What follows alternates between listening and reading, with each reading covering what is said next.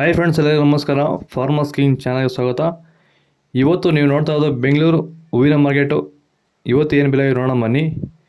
KRA flowers market ರೇಟ್ಗಳಿವೆಲ್ಲ.